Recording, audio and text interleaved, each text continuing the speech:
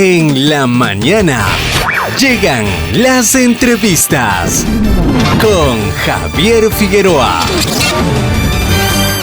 Soy Javier Figueroa y en este momento vamos a iniciar ya también nuestro espacio de entrevistas y también pues presentamos a nuestro primer invitado el día de hoy, el licenciado Cristian de la Puerta, periodista pues de larga trayectoria en nuestro país y con quien vamos a analizar el escenario político que vivimos actualmente, ¿no? La coyuntura política partidista que se vive previo a los comicios del próximo 7 de febrero.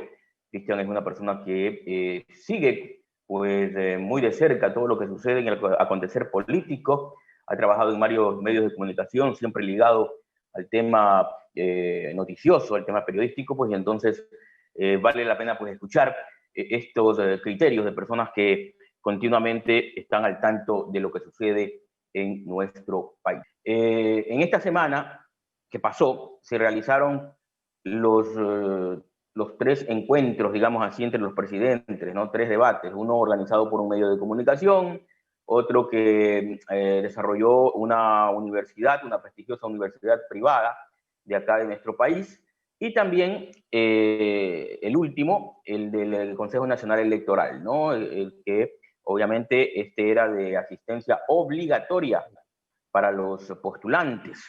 He escuchado ideas de la ciudadanía, criterios, y como que no convenció del todo los planteamientos, las ideas, las propuestas de los candidatos. En general hablo, en general, ¿no? Además de que, creo yo, y esto es un criterio personal, en sí estos programas que se desarrollaron no permitieron, según el formato utilizado, no permitieron en realidad un verdadero debate como debió haber sido, ¿no? La confrontación de ideas y esto. Creo que el formato que se utilizó no fue tal vez el más adecuado. Además, tomando en cuenta de que organizar a 16 candidatos tiene que ser muy, muy complicado, Cristian. ¿Cómo tuviste el tema de los debates? Gracias, Javier. Y en efecto, ¿no? Cuando uno está ligado a carreras como la comunicación social, uno no puede en realidad dejar de lado la actualidad noticiosa. Y en ese contexto agradezco también la presentación. Son 15 años o más de 15 años ya de trayectoria profesional. Y precisamente en base a la objetividad, nosotros nos permitimos analizar o tener a bien poder desmenuzar un poco el panorama político noticioso en nuestro país. Son 3 debates que se han podido cumplir en la última semana y un poquito más. Y como usted lo dice, el último de carácter obligatorio para la comparecencia de los 16 presidenciables. En este contexto quedan algunas lecciones que debemos tomar en cuenta para futuros ejercicios de este tipo. Por un lado, está precisamente el concepto mismo del evento, debate. Y por otra parte, también debemos acusar algunos términos de la organización propiamente dicha. El tema del contenido que se trató alrededor de estos debates, porque menciono los tres, como usted decía, el de un medio de comunicación, el de un conglomerado empresarial acá en la ciudad de Guayaquil, además del organizado por el Consejo Nacional Electoral, nos dejan quizá más dudas para quienes en primer término no han decidido su voto para el próximo 7 de febrero. Y dejan dudas porque, por ejemplo, citando el último de los eventos, el organizado por el CNE entre sábado y domingo último, 16 y 17 de enero, tenemos la particularidad de que las preguntas que se hacían no eran completamente o no eran siquiera respondidas por quienes estaban llamados precisamente a tener esa oportunidad de aclarar dudas entre la ciudadanía. ¿Sabe lo que más preocupa, Javier, en este contexto? Sí, De que de una u otra manera, licenciado, se ha producido en este tipo de espacios una suerte de, ¿será que lo importante es simplemente decir que voten por mí? Voten por uno, voten por una lista, voten por un candidato, puesto que, como usted lo dice, las redes sociales se activaron fuertemente a raíz de cada una de las respuestas, ni siquiera al final del debate organizado por el CNE, Y entre esas, por Ujú. ahí leía yo algo súper interesante y que precisamente venía dado por la respuesta de uno de los candidatos. Decían que no se crea que por hablar fluido, por ejemplo, se pueda considerar que se está respondiendo primero lo que se le consultó y segundo, que está diciendo algo que en realidad pudiera tener un asidero. Y por Ujú. otra parte, también me sorprende en cuanto al contenido mismo de este debate, Javier, el tema de que mm, hay cierto desconocimiento de los candidatos para con la ley, para con la actualidad nacional, no tienen a la mano incluso ciertas cifras y esto preocupa, pero también nos da a configurar a las claras a quienes podemos hacer algún tipo de papel en medios de comunicación, sea de locución, sea de análisis, sea de comentario, sea de presentación de noticias, en base a que, en definitiva, la cantidad de presidenciales, la cantidad de candidatos para una sola dignidad, presidente, vicepresidente de la República, binomio presidencial, es sin Ujú. lugar a dudas desmesurada. Yo creo y me parece que debemos empezar por ahí una lección que debemos aprender los ciudadanos, es que se debe exigir que la lista de candidatos a presidente y vicepresidente de la República sea de apenas unos 4, 5 o 6, no más allá. Primero Bueno, porque en este tipo de espacios, ajá. dígame Javier, No, no, le iba a decir, digo bueno, porque en este tipo de espacios, eso compañero, obviamente lo que debemos tener en implicaría pues cuenta, implicaría una reforma, ¿no? Ya en el aspecto legal, porque o sea, el hecho de que haya pues tantos candidatos es porque en realidad pues la misma ley lo permite, pues, ¿no?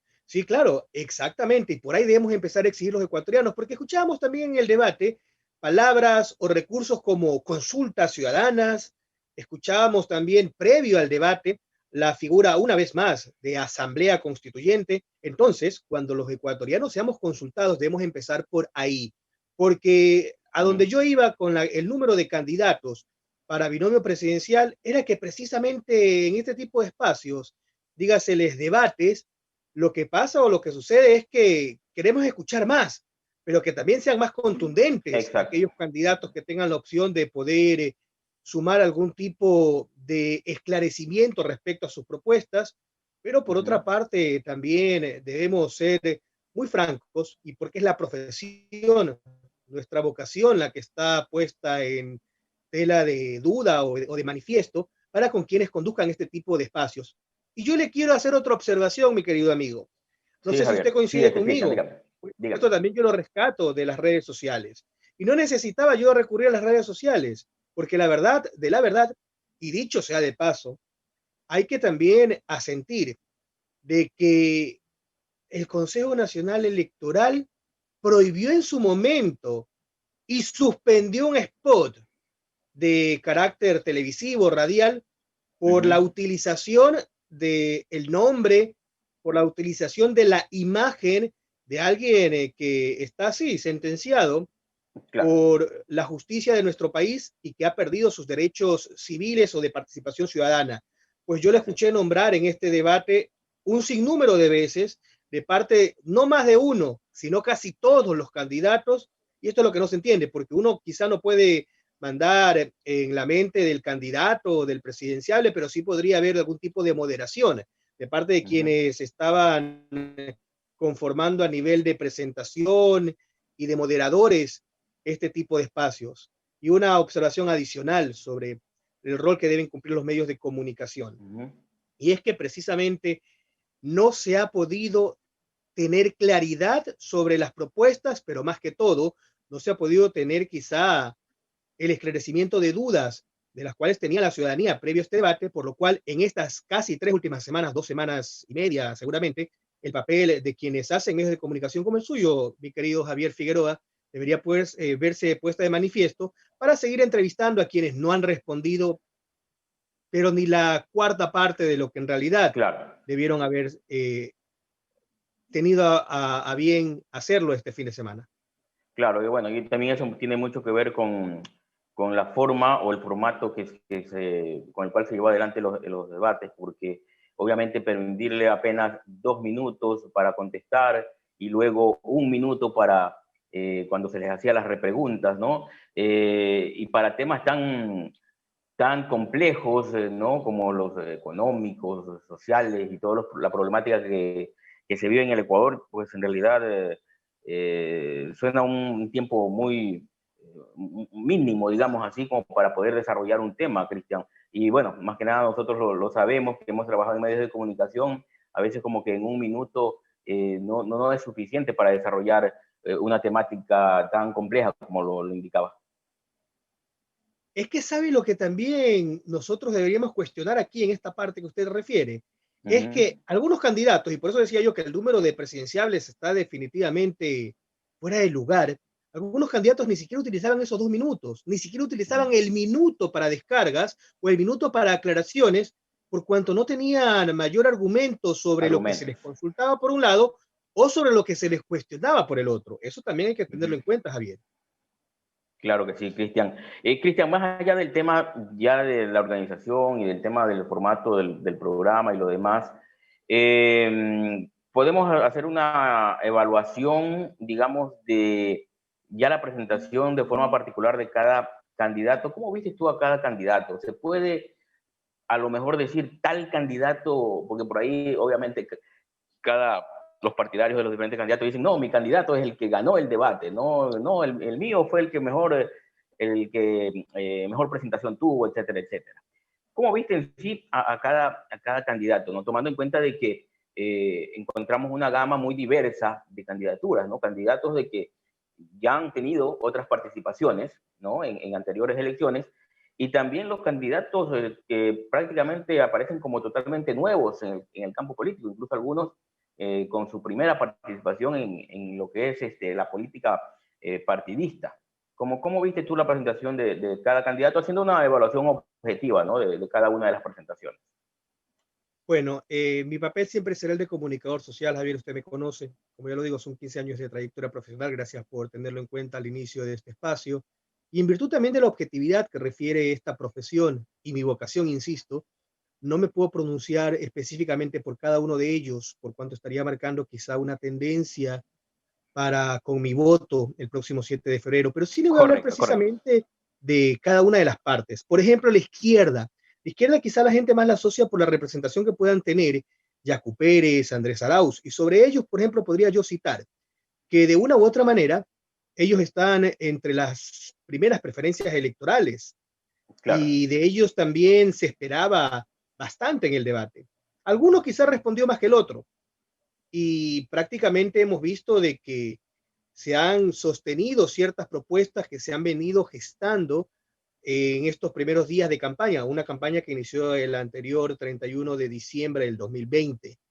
Pero por otra parte también nos parece que por la derecha la única representación visible y con opción a también tener algún tipo de puntuabilidad en cuanto a este tablero político electoral sería Guillermo Lazo, sobre quienes, y me refiero a los tres en realidad, porque son quienes están, no lo podemos desconocer, algunas encuestadoras así lo han marcado, quienes están encabezando precisamente la preferencia de votos, indistintamente el orden, pero serán ellos los que estarán respondiendo quizá a la posibilidad de una segunda vuelta. Y sobre ellos se virtió la gran cantidad de cuestionamientos de otros candidatos.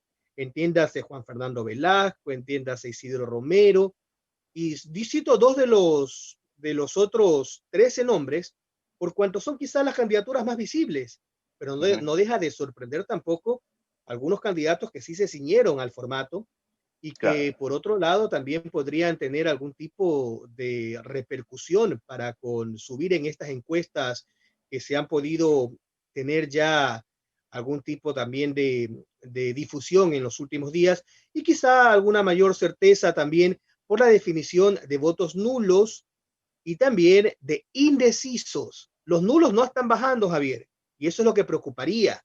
Los indecisos sí están quizá todavía en un porcentaje considerable de un al menos 40%, estimando, insisto, un promedio entre todas las encuestadoras que están realizando este ejercicio previo a las elecciones del próximo 7 de febrero.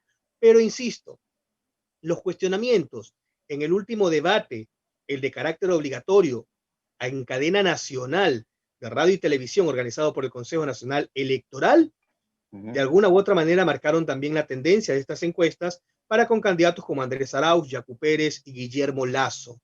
Vamos a ver pues si las alianzas funcionan al final, considerando el último de los nombrados, puesto que la campaña se está intensificando desde ayer, porque los ecos de ese debate transmitido a nivel nacional entre sábado y domingo todavía empiezan a configurar lo que podría ser quizá algún tipo de cambio de estrategia.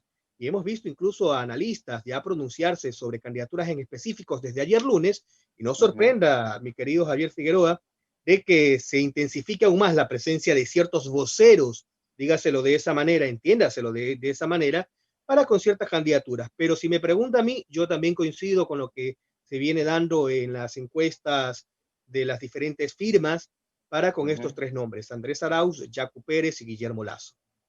Así es, Cristian. Y más allá del tema, ¿no?, de los visibles o evidentes favoritos, ¿no?, digamos así, en esta contienda, yo sí debo indicar, a mí me tuve una grata impresión de la participación de determinados candidatos, y yo voy a nombrarlos. Por ejemplo, el señor Guillermo Celi, el señor Gerson Almeida.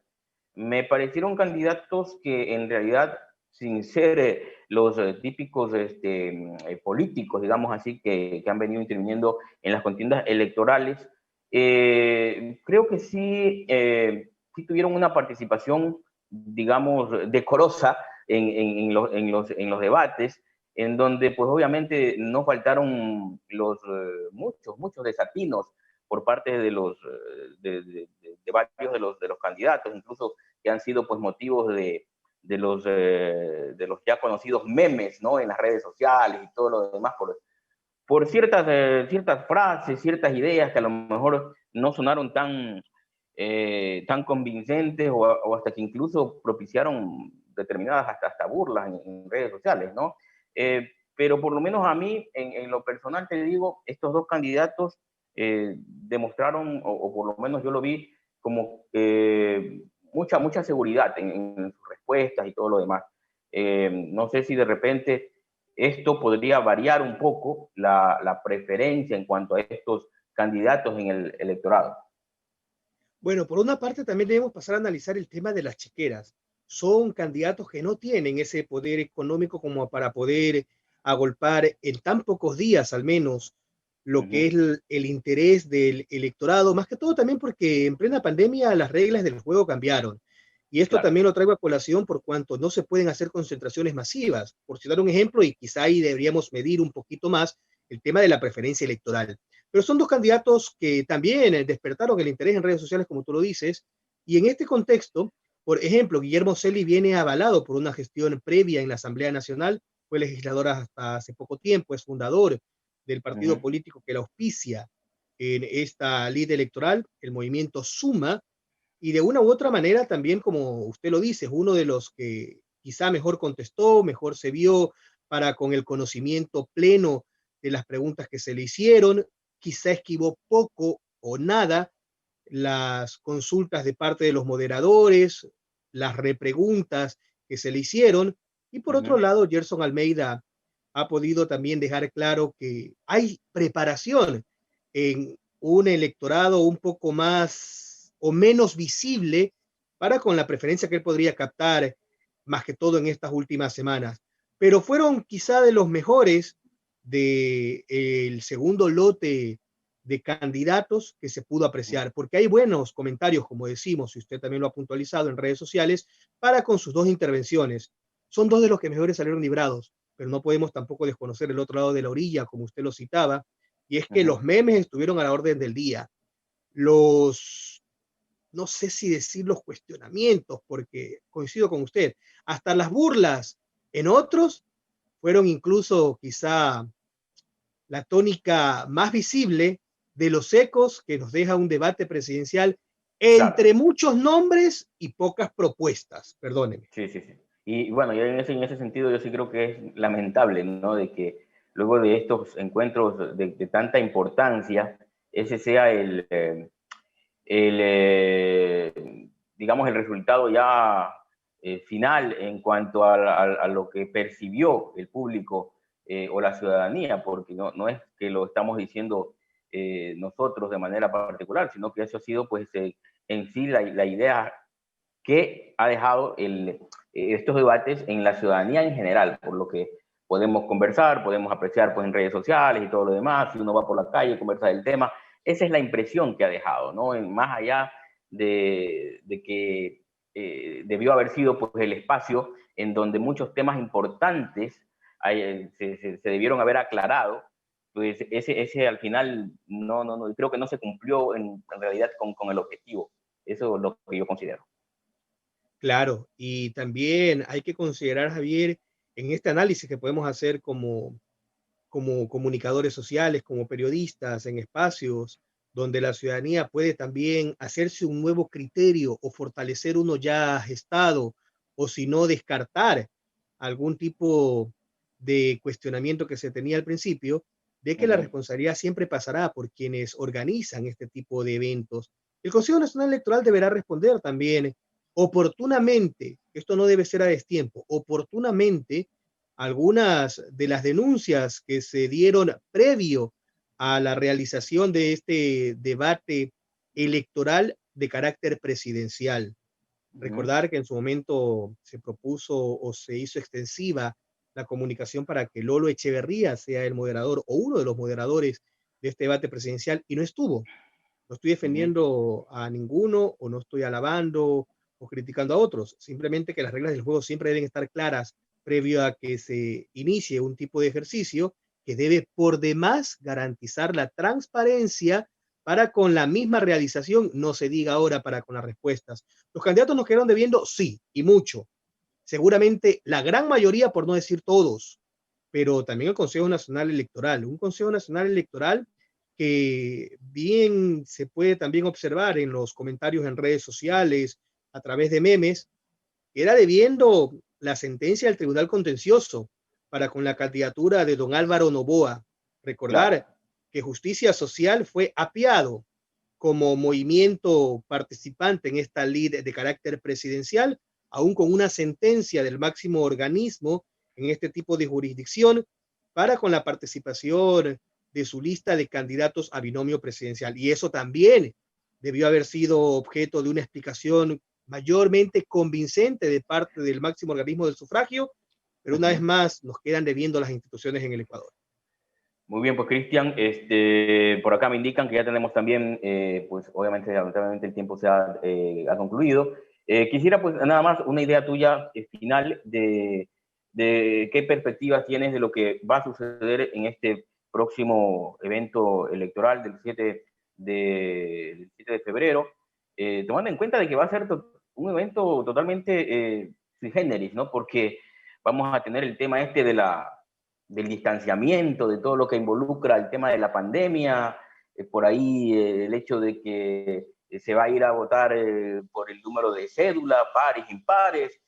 Va a ser, creo, por lo menos yo, primera vez en la vida en que vamos a tener este escenario tan particular, ¿no? Sinceramente a la ciudadanía pedirles como padre, como hermano, como hijo, como compañero, como amigo, de que el Ecuador está en momentos muy aciagos. Precisamente es responsabilidad nuestra este tipo de decisiones que puedan encaminar el rumbo de un país que en los últimos años sí ha tenido más de una preocupación, más de un sufrimiento y más de una desazón.